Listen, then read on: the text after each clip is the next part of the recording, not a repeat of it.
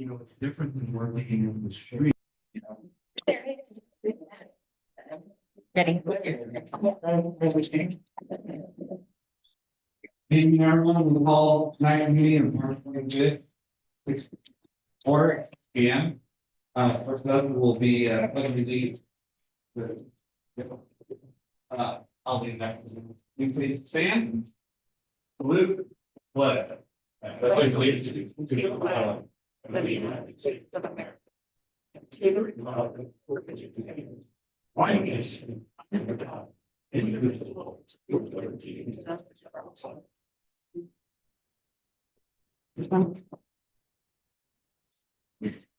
Next up is roll call. Councilmember Busby, Here. Councilmember Pride, Councilmember Hanson, Here. Vice Mayor Thomas, Here. and Mayor Hudson. Here. Thank you. Sitting down. There are. Next up is third meeting of Lord Veterans Day. They all are attending.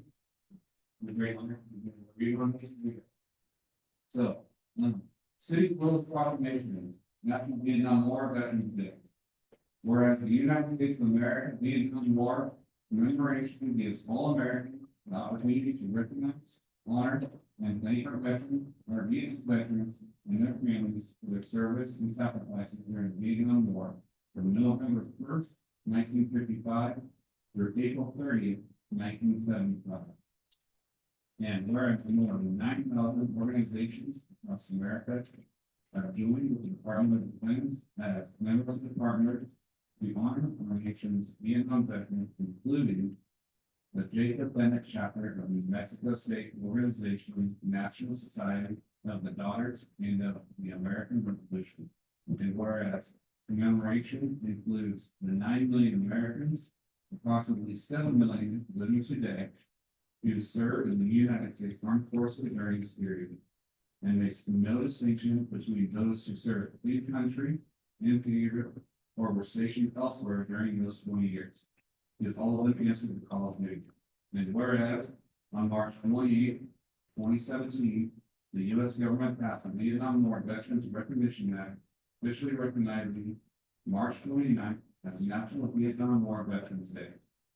Now therefore, I, Evan Hudson, Mayor of the City of Willows, and on behalf of the Willows City Council and the citizens of Willows, do hereby proclaim March 29th, 2025, as the Vietnam War Veterans Day, and urge all citizens of Willows to recognize the valor and sacrifice of our veterans of the Vietnam War through ceremonies and prayers.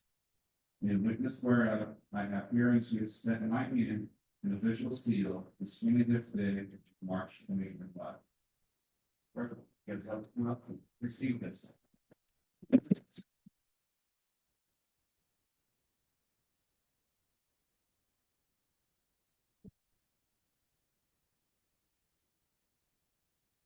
you. On behalf of all veterans, Vietnam veterans, thank you very much. Thank you, Mark. Hold on, yes. Okay, I'm here. And you're gonna hold me up, right? That's correct. Camera.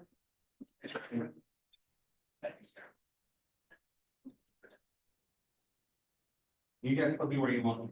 Thank you. You, Dad. Thank you.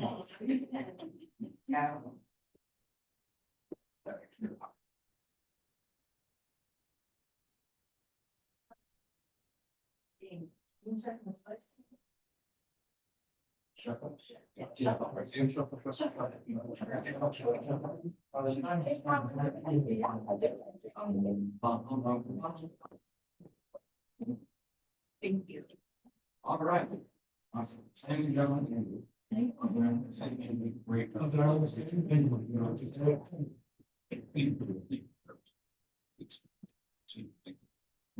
Thanks.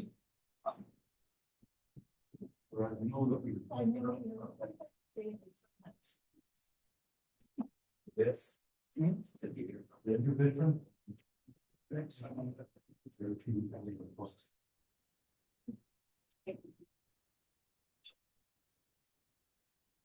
Well, thank you, ladies and gentlemen, for coming. Thank you again for your service. Next up will be public comment, the consent calendar forum. All matters with consent calendar consent routine are approved by one motion and vote. Must not under the city manager first request and the matter be removed from second discussion to action. Individuals wishing to address the city council concerning consent calendar items or regarding matters that are not already on the agenda. I invite you to make oral comments about 3 minutes at this time. Please address your comments to the mayor and council members and not to the audience. Ready to call the line at this time? Anything not on the agenda? Okay.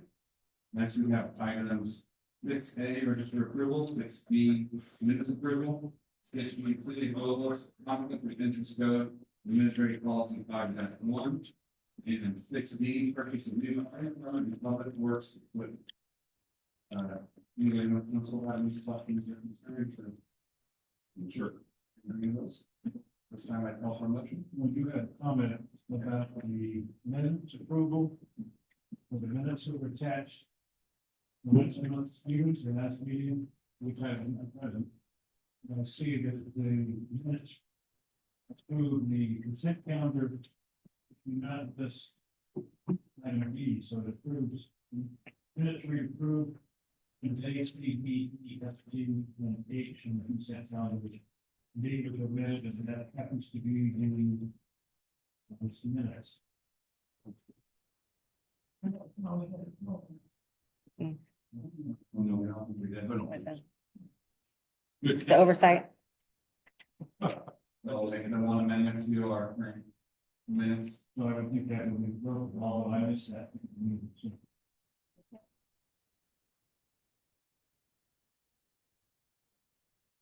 So this one is their motion to, Mr. Mayor, I move to approve our consent calendar as presented with an amendment to the meeting minutes. As moved out by Councilman Williams. yeah, first, is there a second? Second. Second. Must be further discussion? All in favor, move on by saying aye. Aye. All opposed, same sign, motion shots. Right, I don't know.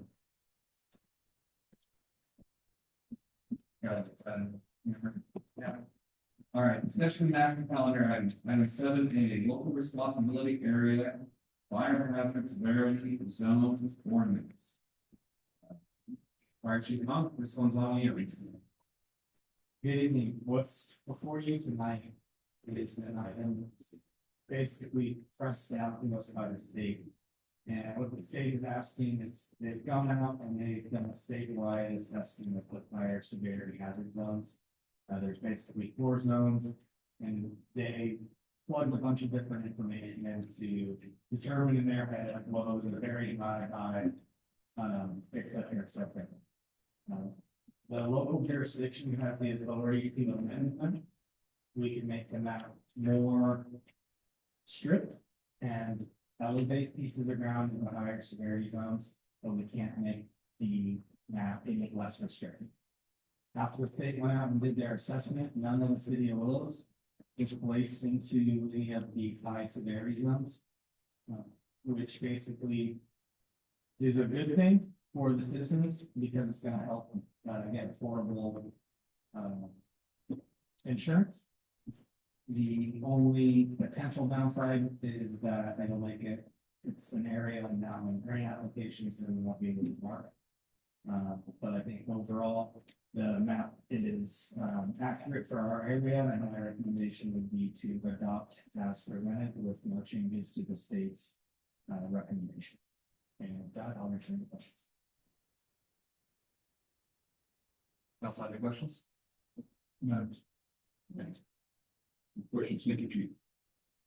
Any public comment regarding the local response area that's fire hazard severity? Zone ordinance? Really the long name. All right. Mr. Mayor, if I may, I will move to approve ordinance 764-2025, an ordinance for the city of council and city of Willows to designate fire hazard severity zoning. I have a first, is there a second? Second. Have a second, any further discussion? All those in favor, please? Motion carries. Aye. Or opposed, same sign. Motion passed. Okay, item 7B, sale of city-owned property. Recommend action to authorize city manager to sell city-owned properties, assessor parcel numbers APN 002-101 -009 005 -101 6 and 003-113 006. In accordance to state law and best practice. City manager, Brian, we'll hand you the floor. Good evening, Mayor, Vice Mayor, and council members. If you recall, we had this discussion as part of a larger discussion last fall before the election. So we do have 2 new council members. Hence, attachment 1 includes the staff report and discussion from that discussion last fall on this topic.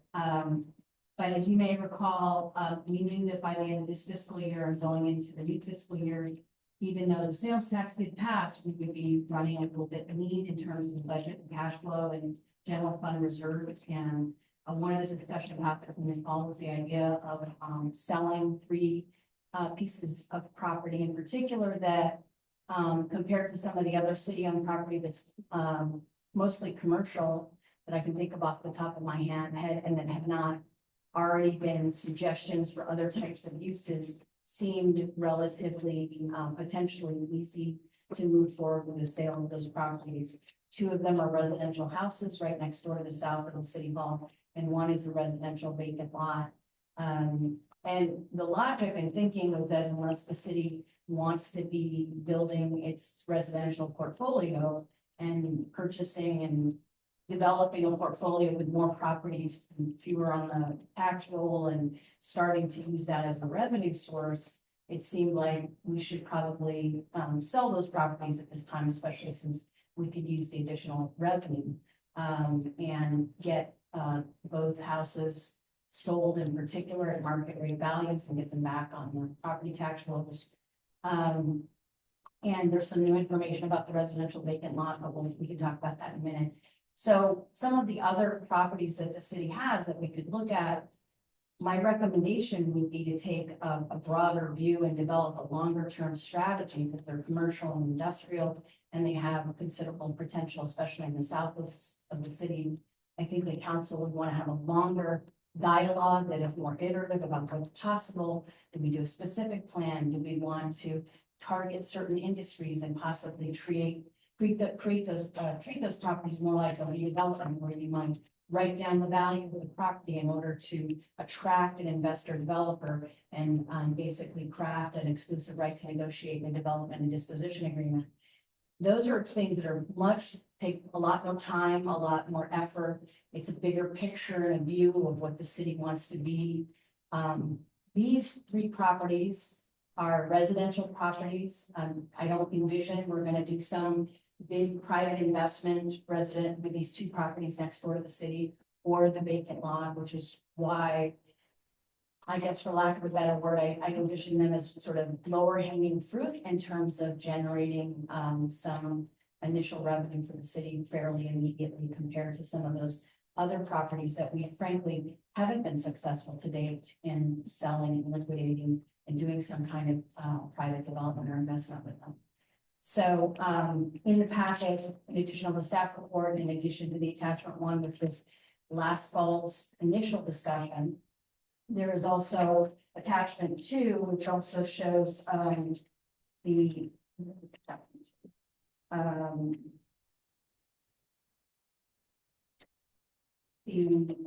last attachment was the forecasting model.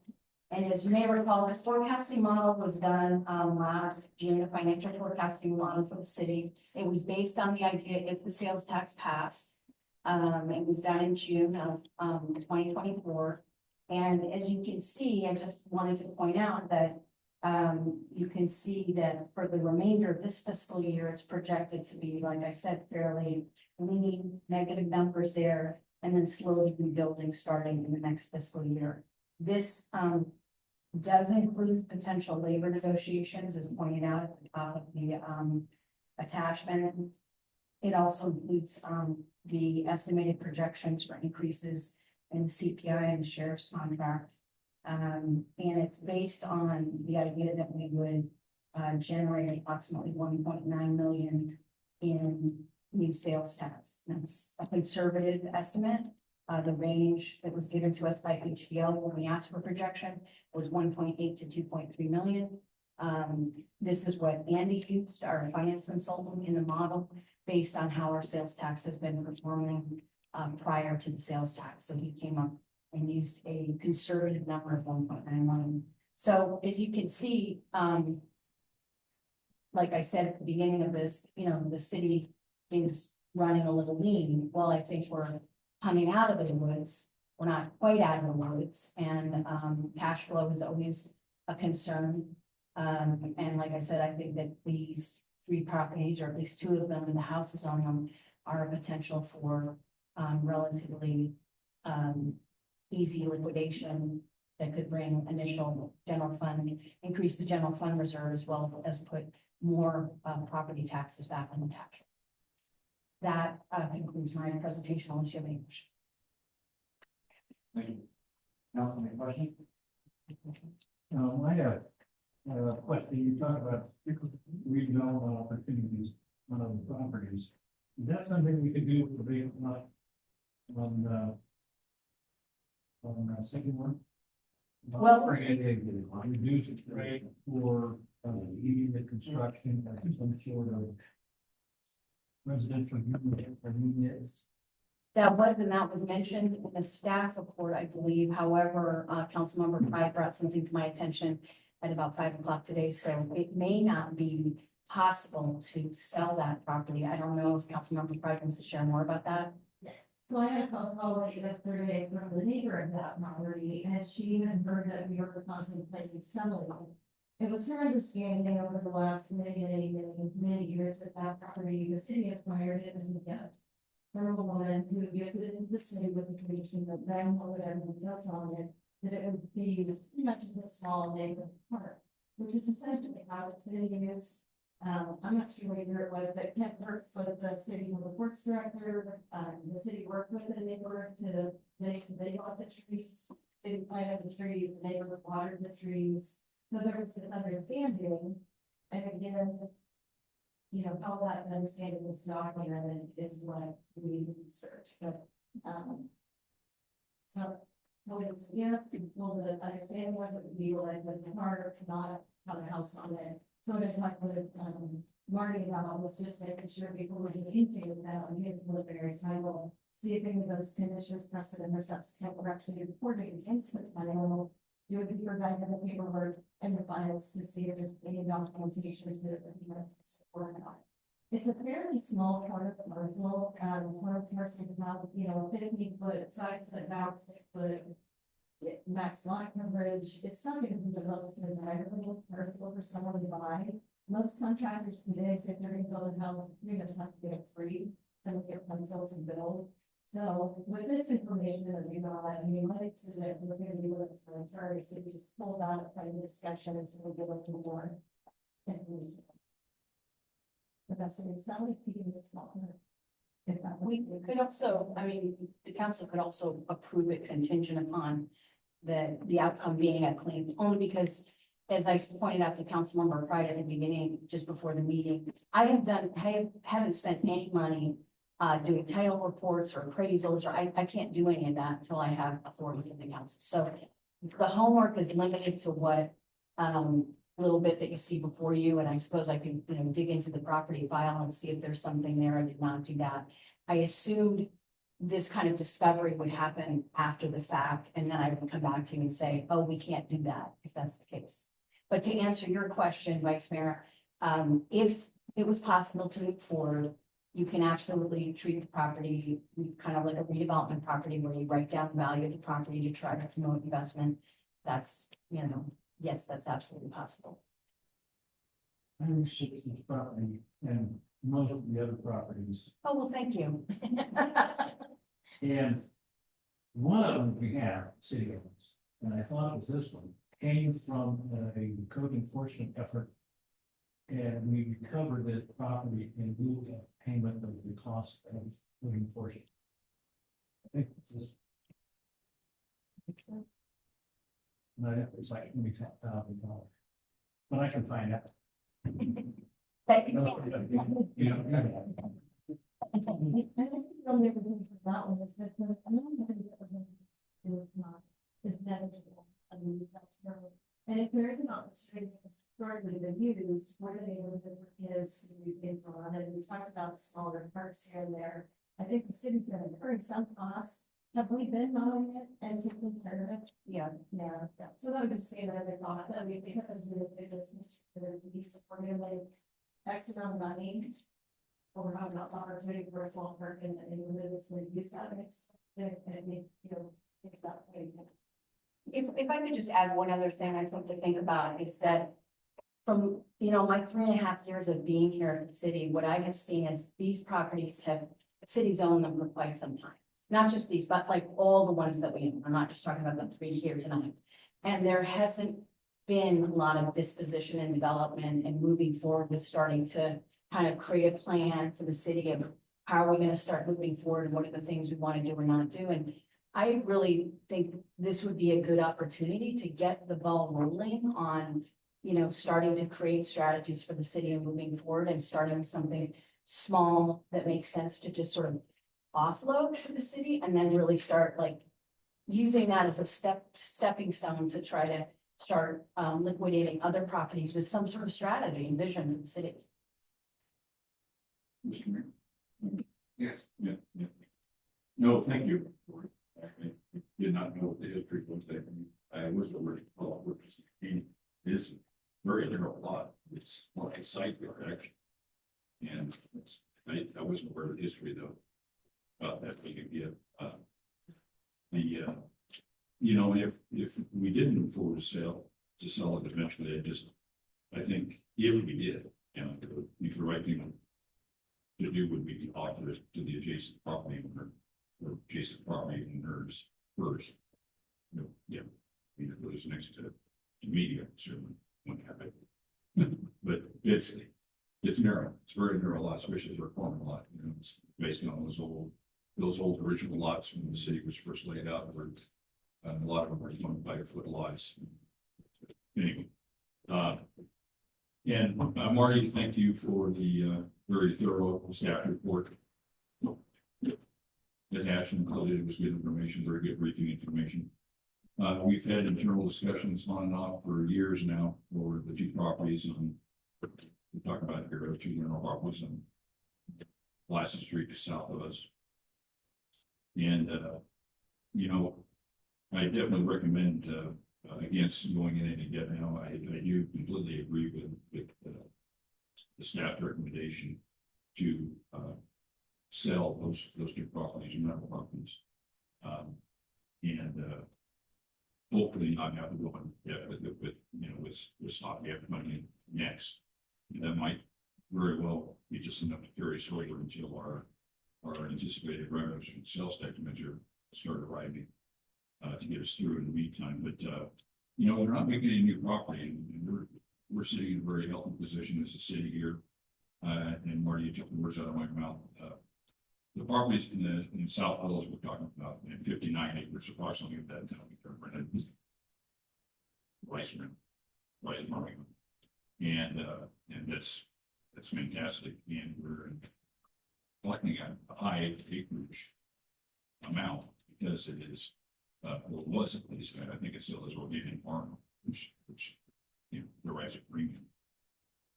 That's the only way anybody could pay that kind of rent on that ground. But that probably takes about 1 hour of staff time every 3 years, 3 to 5 years. So that's money in the bank right there on that ground. It's good money. It's money coming in.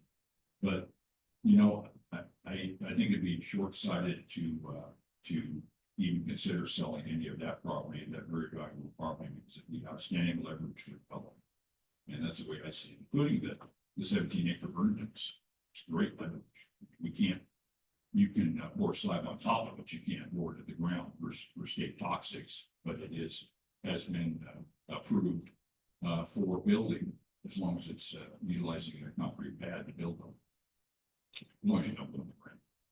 But the cleanup has been approved.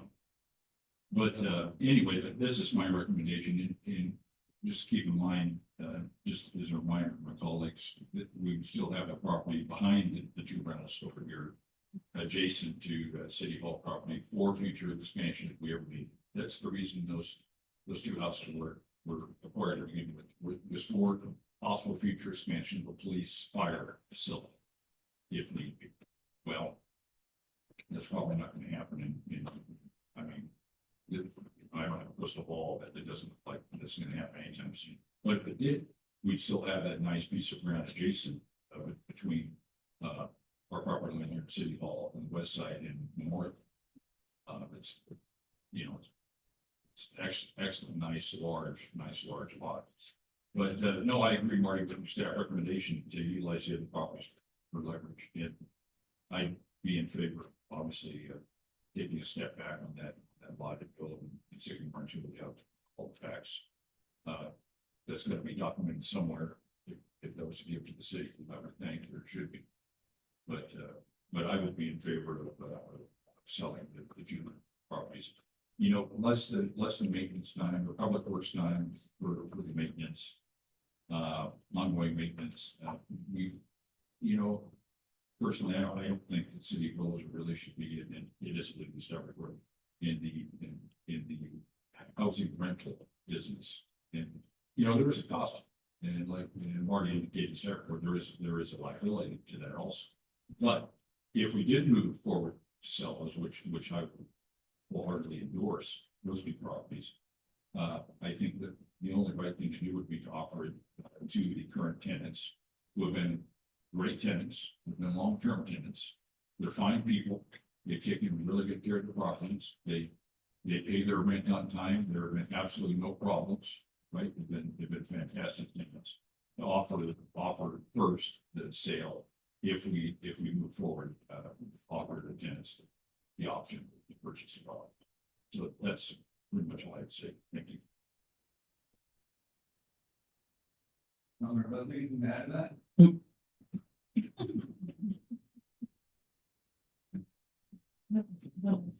That's not the law. I just think we have to take those steps forward. We're gonna take another meeting, says the appraisal. Appraisal's gonna identify potentially if there's things that need to be repaired. And I think that's a question as we move forward is to ask. A lot of times we have appraisals done already in contracts, so the lender is looking for condition issues. Just making sure appraisals are looking for those things that could be an issue for someone getting a loan that may or may not have to be fixed, so that new considerations. But we're not gonna know those things until we start moving forward. So I support that. I think we need to give a residential business. It's that those here for expansion no longer needed. But I think it'll be interesting to see how it plays out as we look at these specific properties in the market and like hopefully we'll be able to get these.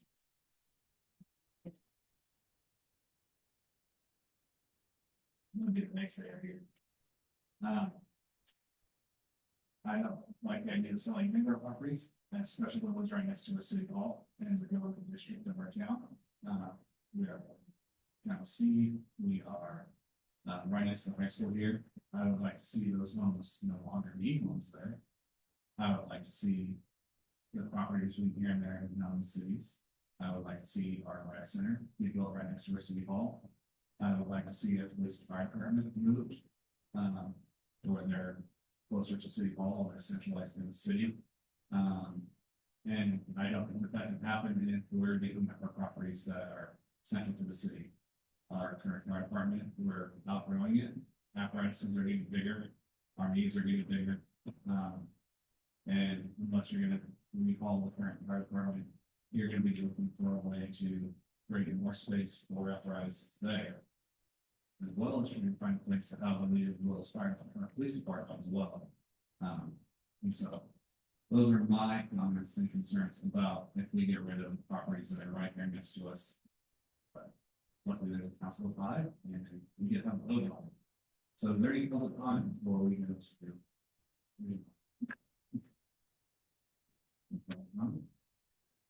Motion from the council.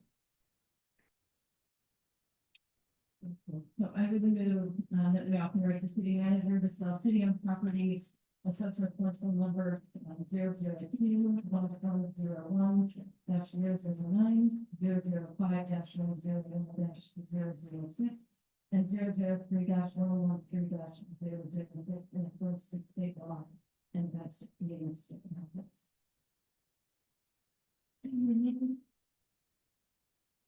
The second parcel number should be 002-101-006, because it's right next to 002-101-009, so that's the type of a service.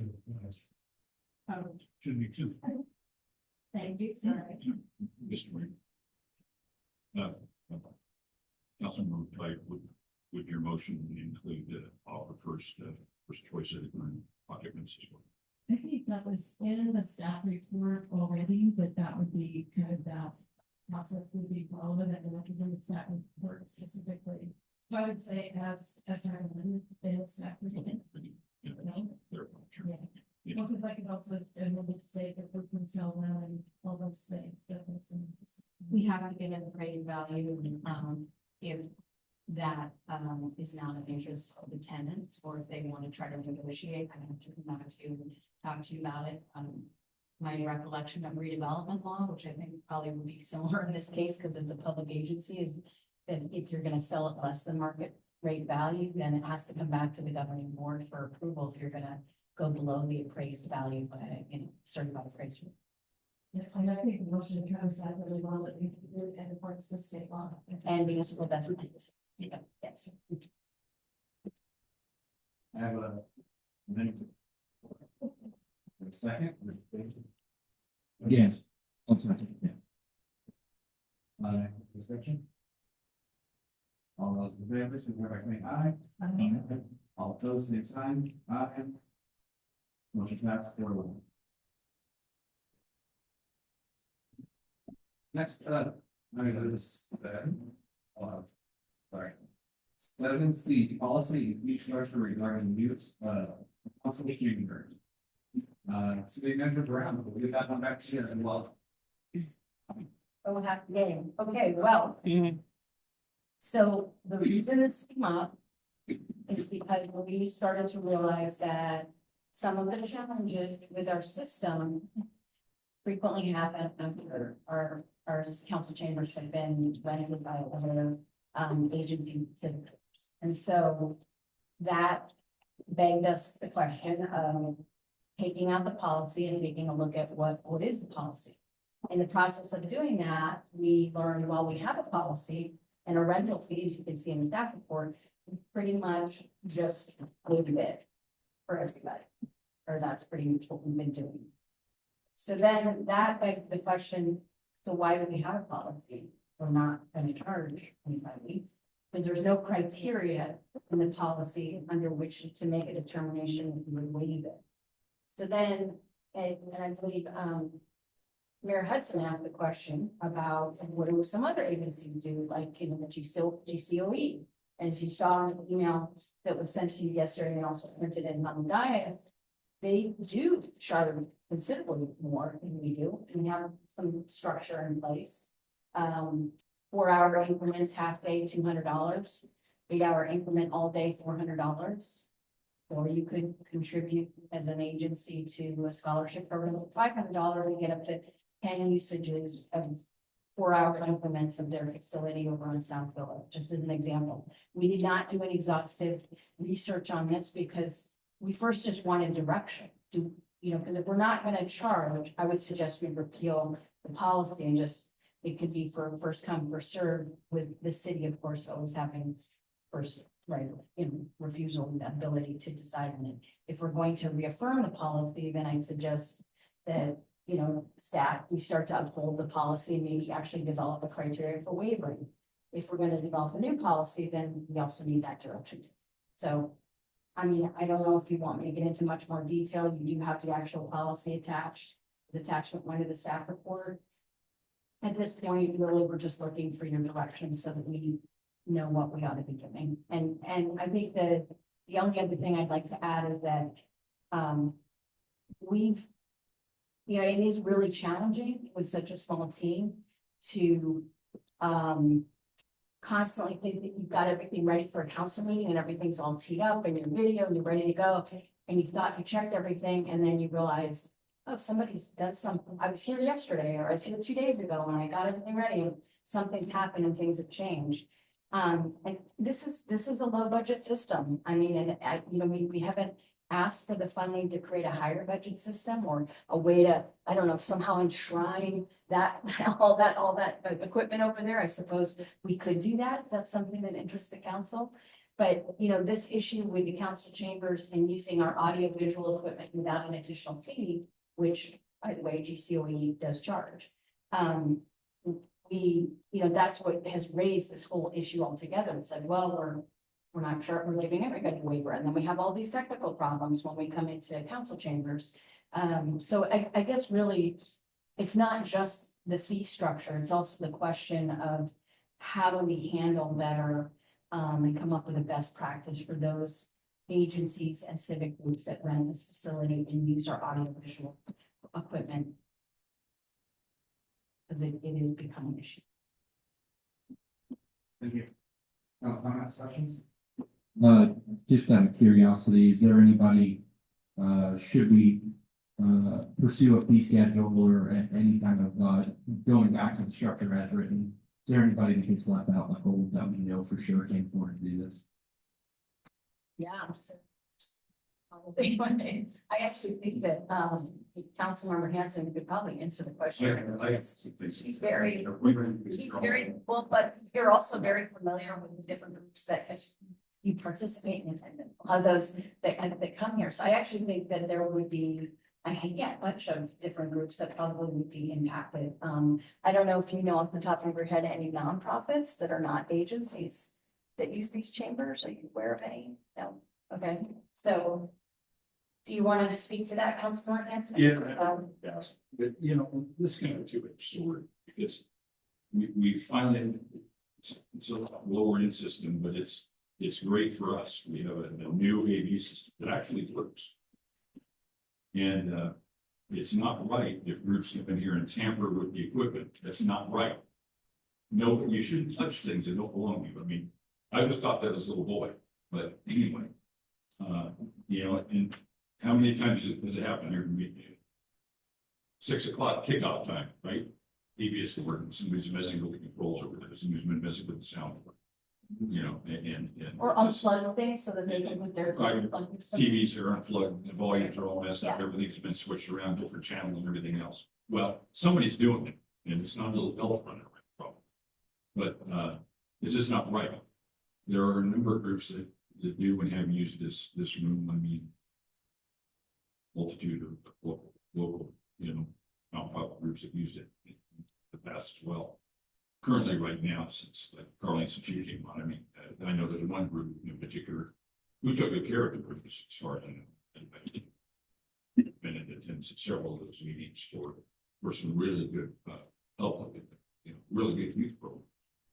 And those groups weren't messing with the AV equipment, but anyway, yeah, it'll impact groups. But, there's also, you know, one group who I don't understand why that group doesn't have a meeting facility that can go any farther than that utilizes it on a regular basis.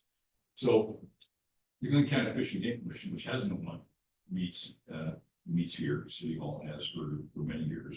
Eubank room, sometimes try to get the council chambers, because Eubank room isn't against every word. And that's another thing. I didn't even know, Marty, there was policy. I had no idea until, you know, it's time to have a meeting, and then wait a minute, there's a policy. I had no clue. There's all these issues came up. Actually, none of the policy, you know, and look at the vast difference in our policy, which I didn't know it existed, $20 versus Office of Ed 400. Oh, well, there are costs associated with providing a room for groups to meet in. You know, you do have wear and tear and everything else to consider, but you know, Eubank room is kind of cramped, but I will say this, you know, like I said, it's a two-edged sword. You know, I don't really know which way I'm even thinking about this, but you know. Who's to say one group, we're gonna charge one group, but we're not gonna charge, you know, we're gonna charge group A and B, but not C and D. Really? I mean, it should be, whatever we do should be fair for everyone. Unless we just utilize it for city business only, which, you know, is an option also, but, you know, and this discussion would be for another time, probably, but that equipment needs to be secured, whether it be with a clear, you know, clear hard plastic 6 foot, you know, border in the corner with a nice white door, so Carly can do her work on it late, right? But something to secure it, right? So don't mess with the equipment. That's nonsense, you know, and it's happened a number of times here. That we've meeting in the AV, and so on, somebody's been messing, come on, really? So, but, we can't fishing. We can't fish in recreation, we frequently get bumped, so. If there, it happens all the time, you know, you have an agendized meeting and then you get bumped by another group, oh, it's our. Well, that shouldn't happen. Well, I know at least one group that actually gives their schedule and view your entire year. So they book the council chambers for the whole year, so. Yes, Or their monthly meeting. So. yes, well, the Fish and Game Commission has done that also. And we get bumped. On a Yeah. regular basis. I think I heard from a city staff person that the fishing game comes in usually after the end of the week. Interesting. Yeah. Well, Because this conversation didn't happen. but anyway, you know, enough of that, I don't want to say on that, but really, so that's one group bumping another group. I mean, both groups, if you have a policy and it's being followed. Yeah, what's up with that? That's not right either, but anyway, I mean. So I don't know what the answer is, really, no, but our equipment needs to be secured and it needs to be hands-on, really. Well, I think there's two possibilities. One is either what you just mentioned earlier, which is a possibility of just not allowing this room to be rented. That's one option.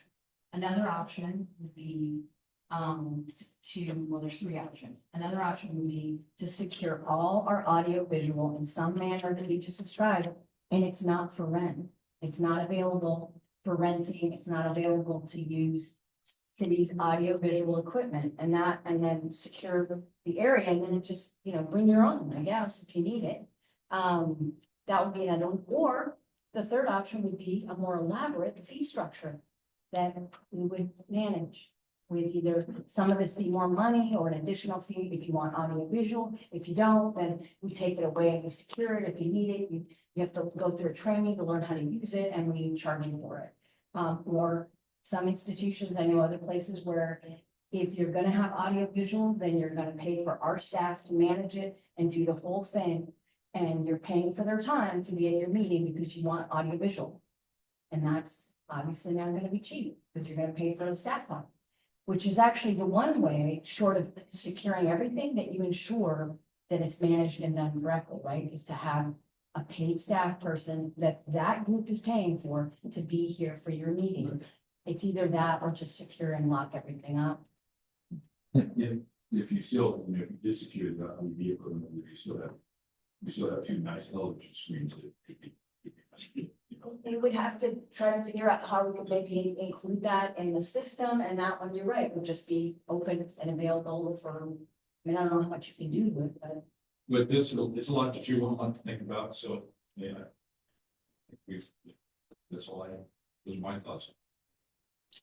Yeah, I think the a la carte kind of menu is becoming more and more common for spaces like this. I think coming up with hey, a chair costs this, a table costs this, the AV, whatever, if we have to, you know, hire an IT specialist or something like that, but I like the idea of if you're gonna rent the AV equipment, it's got a price tag, and that price tag includes somebody that's allowed, an adult that's allowed to touch it, and you're not one of those adults. Well, it's. Right. But what I don't know, you know, the AV and, you know, coming up with this a la carte menu aside, what I don't know feels great for me is, telling groups, you know, community organizations or any kind of government agencies that are, you know, reliant on the space that, hey, look, sorry, not here. that doesn't do great. for me. And just keep in mind, the back. This is the fee scales on them.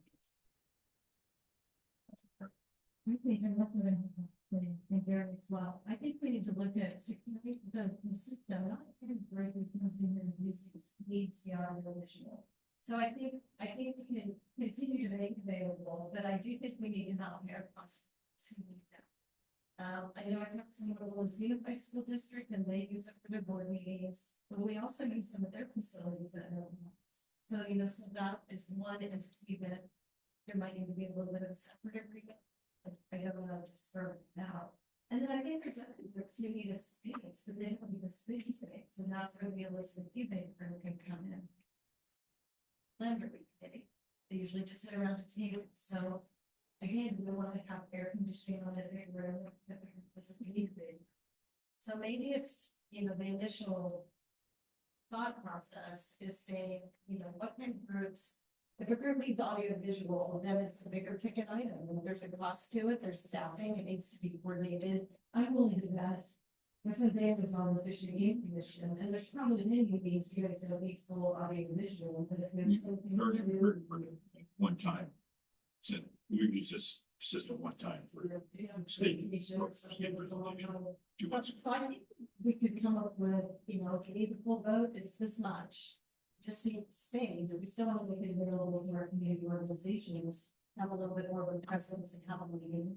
But I think a lot of these are, correct me if I'm wrong, there's something, this, it's a space and they don't need this.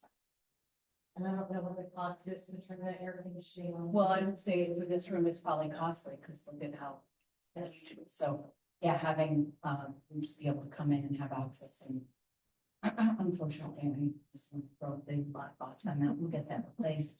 But, so anybody can talk and turn on the AC or the heat. So that is a problem. The one thing I would ask your thoughts on though, because all of that made sense. The one thing I was just curious about was, so how do we decide if a group gets to rent it or not? Like if you're willing to pay, you do, because I think we would want to get in the position of like, well, there's only 5 of you, so you can't have it. Or, right, I mean, I don't think the city wants to be making those calls. Well, it sounds like there's something that I heard tonight is that it sounds to be involved, they think they have the ribbons.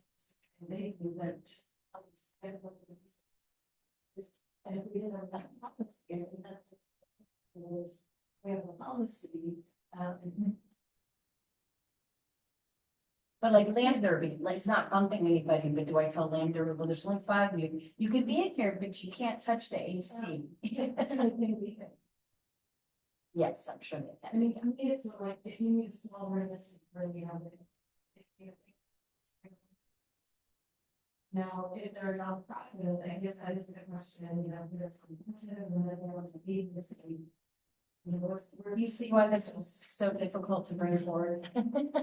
Wheelchair Mr. Thomas. Well, yeah, maybe. I'm not familiar with youth group. Not familiar with the number of people. 5 or the number of people who staff it. So I think they brought up good points, and I was during staff's development of the policy. Thank you. That's not what I hear being.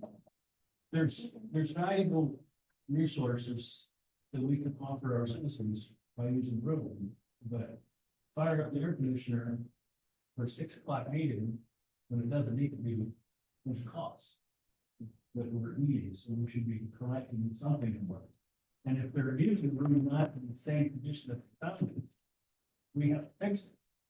So I'm kind of more on the line, this is great. You want to use the room, maybe it's this price or it's waiver, although I don't see it being here says there's a waiver, except where it says the city manager has to make exceptions to the applicant And policy. apparently I've been waiting it for everybody. No, I said, So, there you go. Seeking. But it's, I think we need to say, if you don't clean it, you leave it like found it, you're gonna get billed. If you test the audio video, you're gonna get billed 300, something along that. Make it current if they start screwing it. And if you want that, like I said, I don't know, 85 after 5 makes a difference of who staff runs the audio visual. So I think there needs to be somebody on staff to make sure that. I think we have a Can I, sense of what, at least the path forward, to Yeah, get fine. a stab in the guide fund. so my 2 cents on it are, is, you already said our audio visual equipment is crap. Excuse my language. But I still. it's low end. It's low end. It was affordable. My concern is, or actually, my thoughts on this is take our low end stuff out. And replace a system with something that works every time, all the time, for us. And not allow anybody else to use it. Somebody was going to use it all they can rent. Our low end stuff. Because it's everything that can just be put onto a car. And live in here, like, am I mistaken? I mean, without having to an audio visual tech. I'm pretty sure these lights don't have cables on everything. No, they don't, That but box just needs a power plug and place for all the little antennae to go.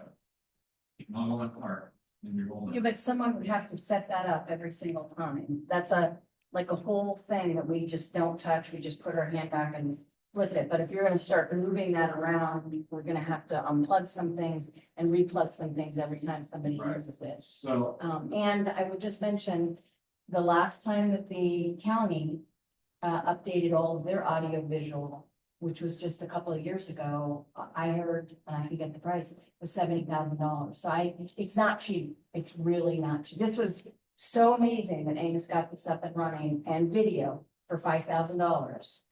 It was nearly a miracle because I didn't think we were gonna be able to do it. So I think that if we go out and price things and we come back to the council, you just need to be prepared that it could be a really big, okay, ticket item.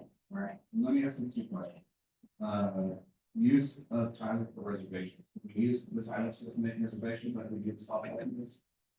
Isn't that not how we make the reservations for the softball fields? We make them on the new rec portal, Right, or Yeah. which is ranked, correct? correct? Okay, so can we do something like that with all reservations to make sure that's clear? Because then if somebody puts in the date and time. And there's our reservation date, nobody's being kicked or bumped or anything like. I don't know if we Is that can. possible? Other facilities, you can now rent, but they're like in the parks. I don't know if we could add this structure to that. We'd have to investigate it and get back here. I'm just thinking of an easier way to track and manage how we're doing. If we did do a fleet schedule and we're looking for staff time. Do we have to worry about, I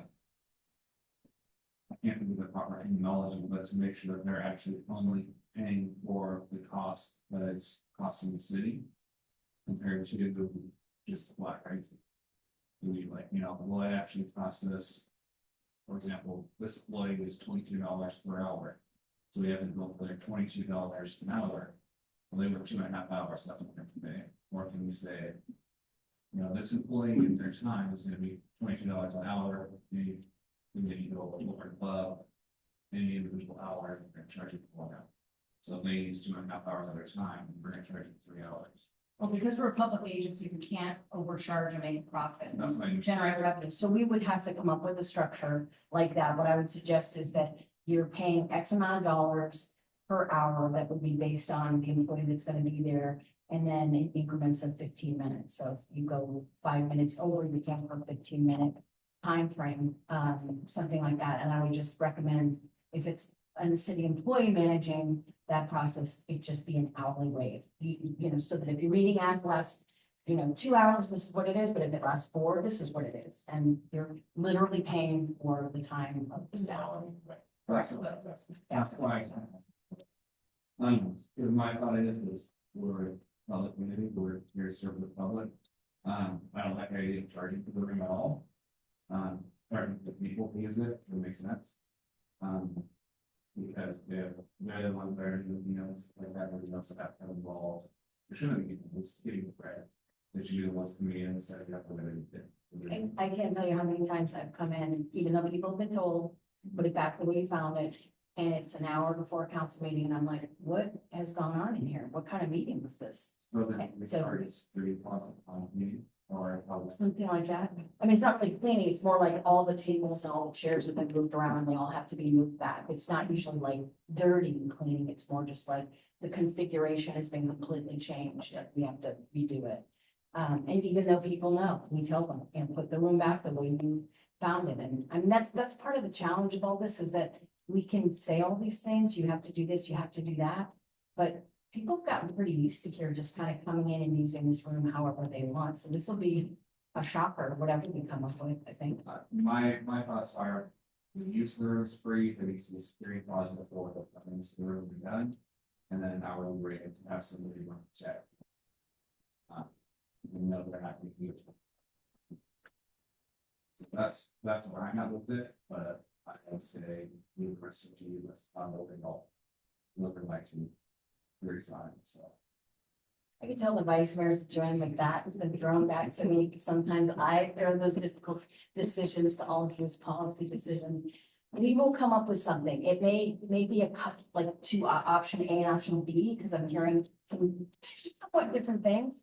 But we'll come back and we'll come back with at least, an option A and an option B, go from there. Very quickly. Yeah, I agree. Yeah, Mr. Mayor. Yeah, I agree. I think our consensus is what can we think of this year? And as mentioned, there is a cost. This is a public building paid for by the taxpayers of the city of Willows, right? So it's a public building, it's a great facility, it's a great room. Best part of this whole crazy crooked building here. But yeah, but something fair and equitable for, right? But keeping in mind, there's a cost for to maintain the building, to run the lights and the AC and the heat and everything else, right? So when you clean, and Marty, in the back, Marty up on that, I don't know how many times, this room had meetings at whatever time of the day. And this place is completely cut, just a mess. There's tables moved, there's chairs moved from the previous group, and they just, what the heck, happens all the time. So anyway, that's what I'm saying. Alright, so. You know that one, correction given, see, I think all it's good as all the above. Let's see here, moving on to item B, council correspondence, item Stephen. And so when we go to city council comments and reports. Councilmember Thomas, you got any reports? I would just like to thank, Marty and the public staff for the quick repair of the fire truck at Sycamore Park. I saw that post this morning on, what's going on in Willows, that somebody ripped one of the steering wheels off the fire truck.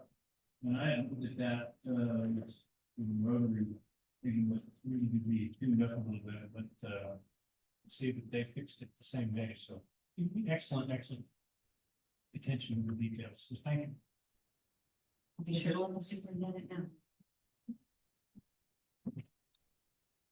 Right. So we're going to be doing our planning commissioner interviews on February, so we have 3 applicants, certain vacant positions, so for that, we're doing that for anybody.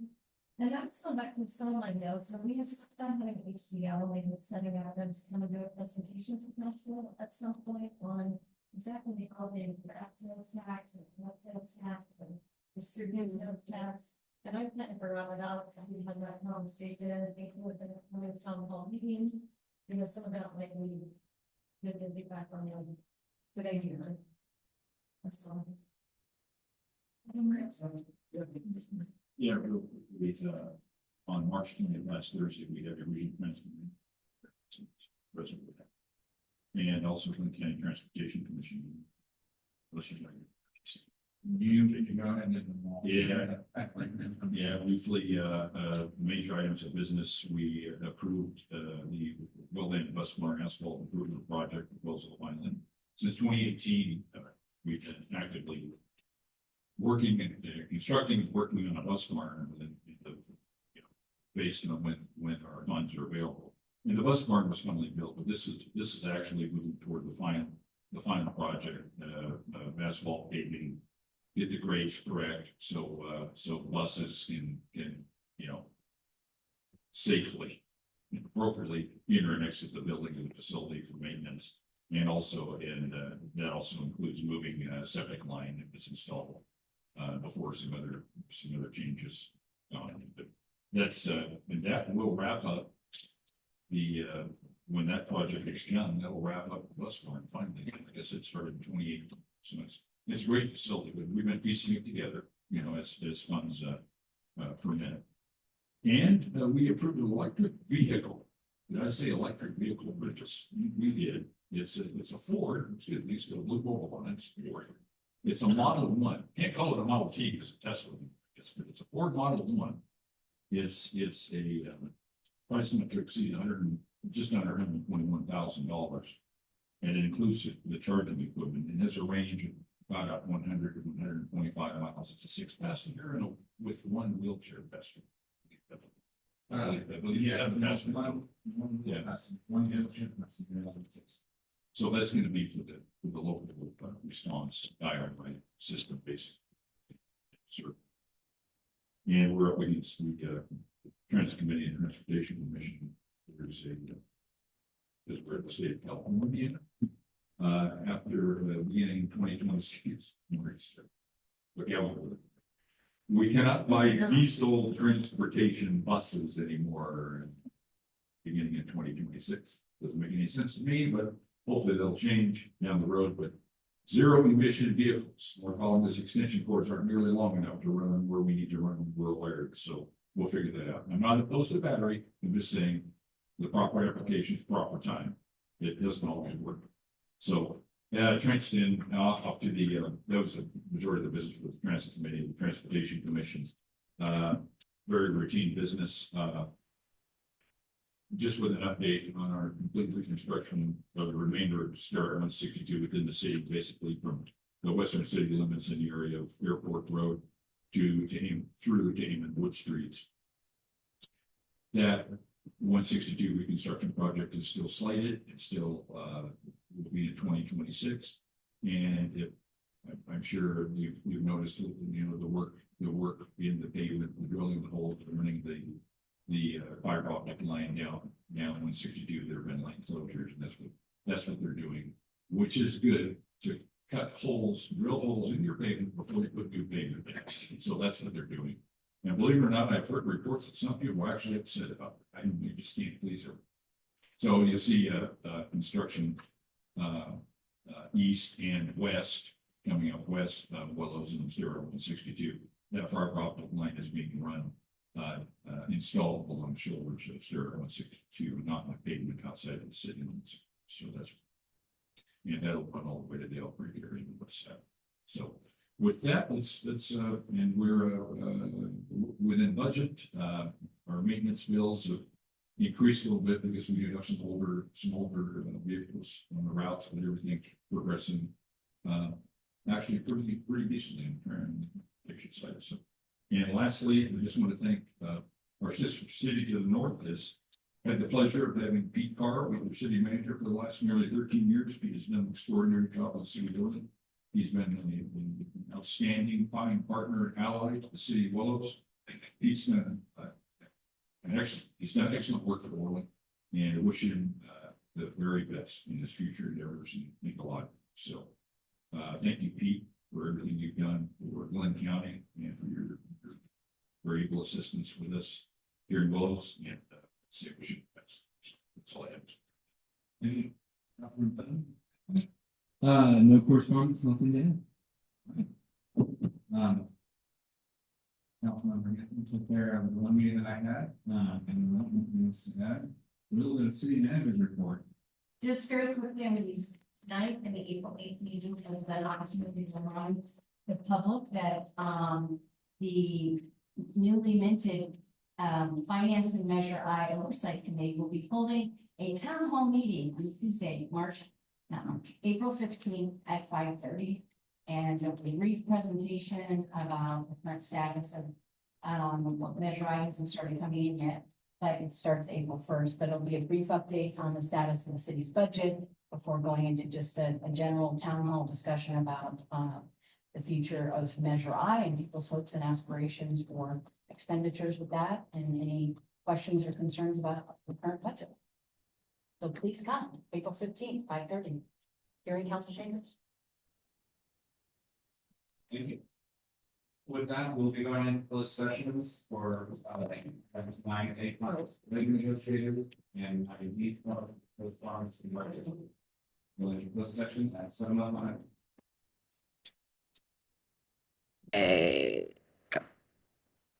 All right, and we are coming out of closed session at 8:42. Item 9A, information was received and directly given to the meeting at the Marine. On public employee performance evaluation, information was given to the city attorney for the recording. That we will call adjournment at 8:42.